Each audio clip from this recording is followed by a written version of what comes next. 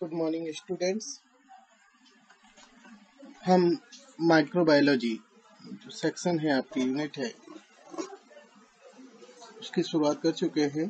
और पिछले टर्न पर आपने माइक्रोबायोलॉजी का जो इंट्रोडक्टरी पार्ट है वो देखा था। आज से हम कुछ महान जो माइक्रोबायोलॉजिस्ट हुए हैं उनके कार्य के बारे में जानेंगे। मैं doctor Prakash Chandra Sharma, department of zoology, SPC government college Ajmer. सबसे पहले हम बात करेंगे लुईस पाश्चर के बारे में। लुईस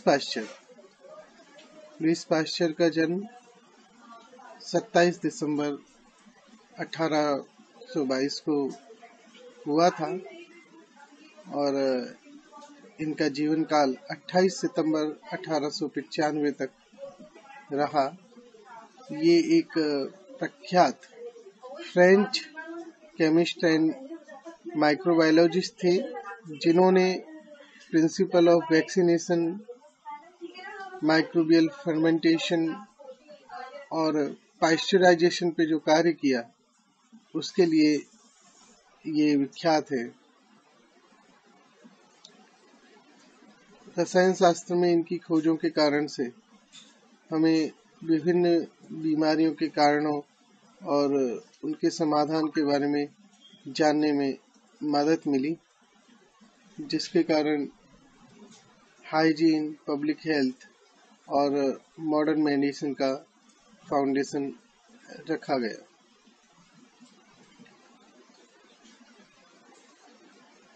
इनकी विशेषकर वैक्सीन के बारे में जो खोज थी उनसे लाखों जानों को बचाने में मदद मिली, जैसे रेबीज और एंथ्रेक्स आदि के माध्यम से जो रोग होते थे, मृत्युएं होती थी, उनको इससे काफी बचाव हुआ।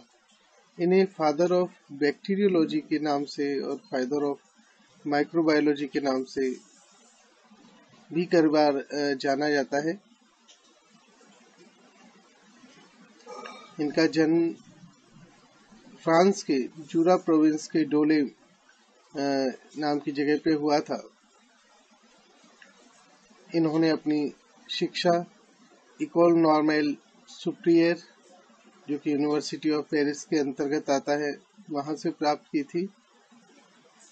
और इन्होंने, जैसा आपको मैंने बताया, रेबीज, कॉलरा और एंथ्रेक्स के अगेंस्ट वैक्सीन बनाई थी, जिसके कारण से इनको इतना प्रख्यात ये हुए।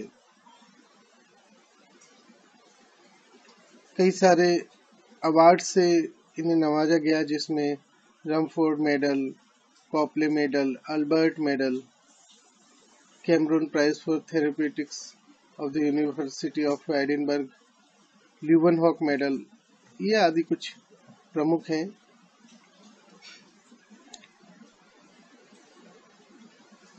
पाश्चर का सबसे महत्वपूर्ण जो एक प्रयोग था, जिसको हमने कहा गूजनेक प्रयोग, और दूसरी जो चीज इन्होंने प्रूव करने की कोशिश की वो था कि स्पॉन्टेनियस जनरेशन, जो कि उस टाइम काफी प्रख्यात एक डॉक्ट्रिन थी। स्पॉन्टेनियस जनरेशन की जो डॉक्ट्रिन है वो ये कहती है कि जो लिविंग ऑर्गेनिज्म है वो स्वतः ही फॉर्म होते हैं विदाउट किसी और सिमिलर ऑर्गेनिज्म से डिसेंड हुए। तो इसका मतलब ये थ्योरी ये मानती थी, स्पॉन्टेनियस जनरेशन थ्योरी, कि लिविंग जो क्रिएचर है वो नॉन लिविंग मैटर से क्रिएट हो सकते हैं। और उस हाइपोथेसिस को प्रूव करने के लिए वो अक्सर मक्खी जैसी क्रिएचर्स का हवाला देते थे, जिससे वो मानते थे कि ये डस्ट से या मैगट जो है वो डेड फ्लैश से स्वतः ही पैदा हो सकते हैं। इस चीज का प्रतिवाद लुईस पाश्चर ने किया। लुईस पाश्चर ने स्पष्ट किया उन्होंने अपने गूजनेक वाले एक्सपेरिमेंट से ये स्पष्ट किया कि स्पॉन्टेनियस जनरेशन नहीं हो सकता। हालांकि इनके बाद भी कई लोगों ने इस चीज को पुनः प्रूव करने की कोशिश की, लेकिन लुईस पास्चर ने अपने एक्सपेरिमेंट के अंदर, जहां उन्होंने एक स्टेराइल और सील्ड फ्लास्क लिया जिसके अंदर उससे पहले कुछ भी डेवलप नहीं किया गया था, पूरी तरह से वो साफ सुथरा फ्लास्क थे, उन फ्लास्क को उन्होंने काम में लिया था और उसके अंदर उन्होंने एक्सपेरिमेंट करते हुए यह स्पष्ट किया कि माइक्रो ऑर्गेनिज्म केवल तभी डेवलप हो सकते हैं जब वहां पर कोई सीडिंग हो, अन्यथा वो कतई डेवलप नहीं हो सकते। पास्चर को one of the father of germ theory of diseases के अंदर भी माना जाता है,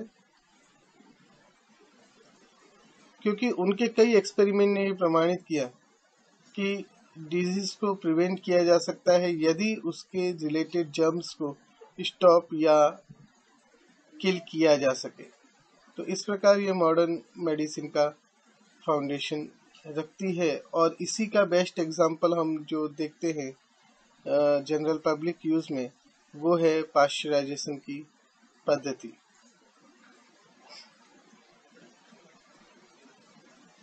इसके अलावा जो हम अगले वैज्ञानिक के बारे में बात करते हैं वो है जॉन टिंडल।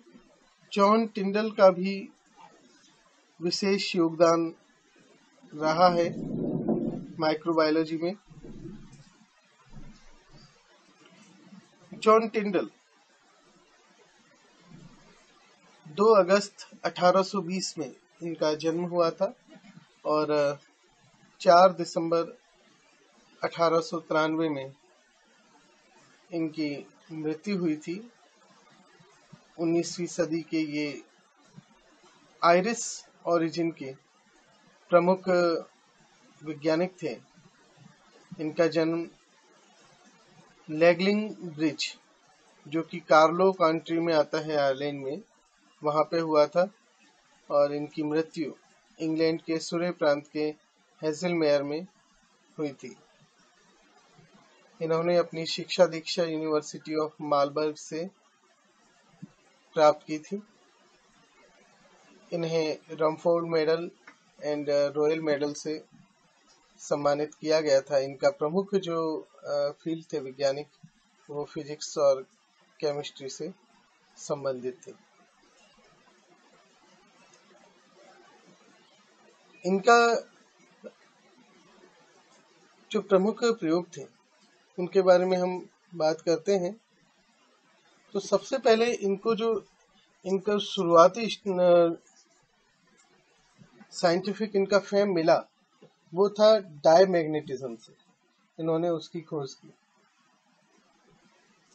इसके अलावा इन्होंने इंफ्रारेड रेडिएशन, साथ ही साथ फिजिकल प्रॉपर्टी ऑफ एयर पे भी इन्होंने काम किया। इसके अलावा इन्होंने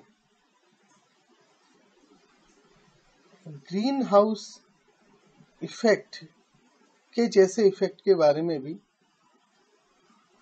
1859 में बताया था।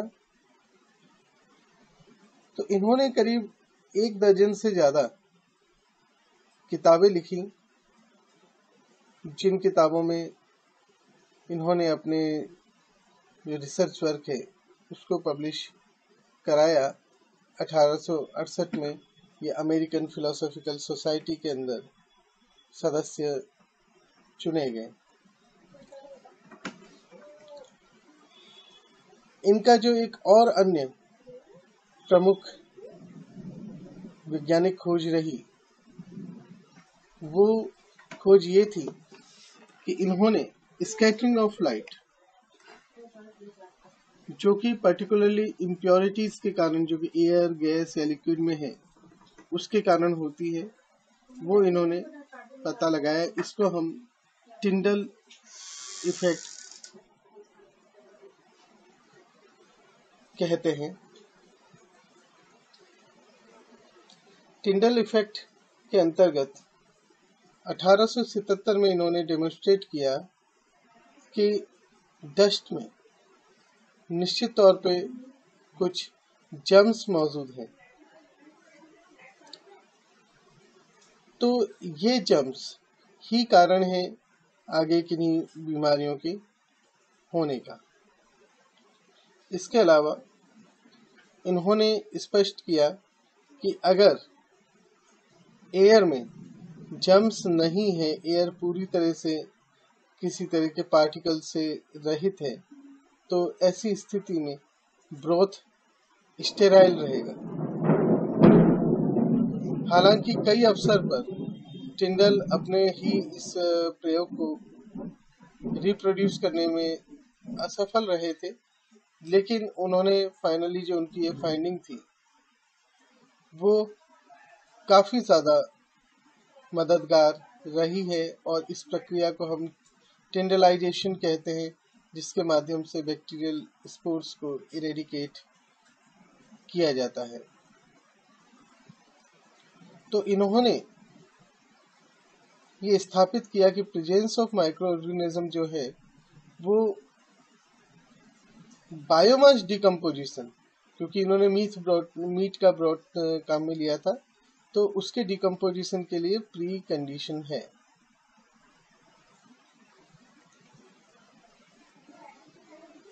तो इनके हिसाब से जो प्योर एयर है, जिसके अंदर बैक्टीरियल स्पोर्स नहीं है, जिसको इन्होंने हीट के माध्यम से स्टेराइल किया था ब्रॉथ को, तो इसके माध्यम से वहां पर उन्होंने देखा कि जो बायोमास है उसका डिग्रेडेशन नहीं हुआ है। लेकिन अगर वहां पर एयर में जर्म्स मौजूद हैं तो ऐसी स्थिति में डिकम्पोजिशन हो जाएगा।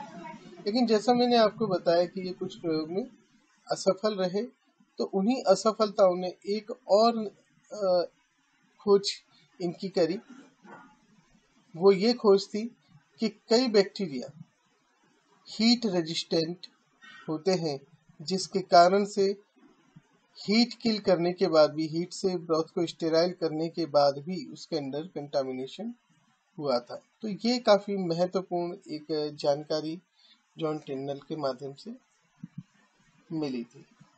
नेक्स्ट टर्न पर हम रॉबर्ट कोच और अन्य वैज्ञानिकों के बारे में बात करेंगे। ये टॉपिक में अभी यहीं समाप्त करता हूँ। धन्यवाद।